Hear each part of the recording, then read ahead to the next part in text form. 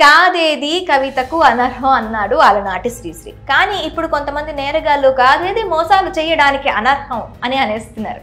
కొత్త కొత్త దారులు వెతుక్కొని మరీ మోసాలకు పాల్పడుతున్నారు. తాజాగా కొంతమంది నేరగాళ్ళు ప్రెగ్నెంట్ జాబ్ సర్వీస్ పేరిట దందా మొదలెట్టారు.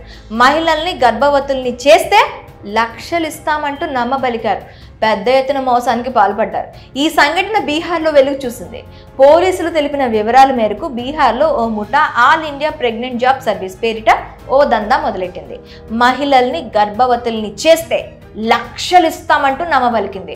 వాట్సాప్తో పాటు ఇతర సోషల్ మీడియా ఖాతాల ద్వారా ప్రచారం మొదలుపెట్టింది. ఆసక్తి గల వ్యక్తులు 799 రూపాయలు చెల్లించి రిజిస్ట్రేషన్ చేసుకోవాలని తెలిపింది. రిజిస్ట్రేషన్ తర్వాత కొంతమంది మహిళల ఫోటోల్ని పంపుతారు. వారు సెలెక్ట్ చేసుకున్న మహిళలను బట్టి 5,000 నుంచి 20,000 రూపాయల సెక్యూరిటీ డిపాజిట్ చేయించుకుంటారు.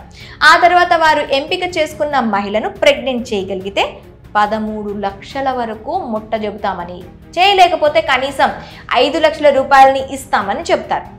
తీరా సెక్యూరిటీ డిపాజిట్ కింద డబ్బులు కట్టిన తర్వాత ఇంకా అస్సామే. ఈ స్కామ్లో ఇరుక్కొని చాలా మంది మోసపోయారు. ఈ దందాపై పోలీసులకు ఫిర్యాదు వెళ్లడంతో కేసు నమోదు చేసుకుని దర్యాప్తు చేపట్టారు. ఇక బీహార్లోని నవాడాకు చెందిన సుమారు 8 మంది వ్యక్తుల్ని పోలీసులు అదుపులోకి తీసుకున్నారు. వారి నుంచి సేకరించిన వివరాలను మీడియాకు వెల్లడించారు. ఈ గ్యాంగ్ కు లీడర్ అయిన వ్యక్తిని అదుపులోకి తీసుకుని మిగిలిన విషయాలను సేకరిస్తామని కూడా తెలిపారు. మొన్నటి వరకు అద్దె గర్భాల దందా నడిచింది.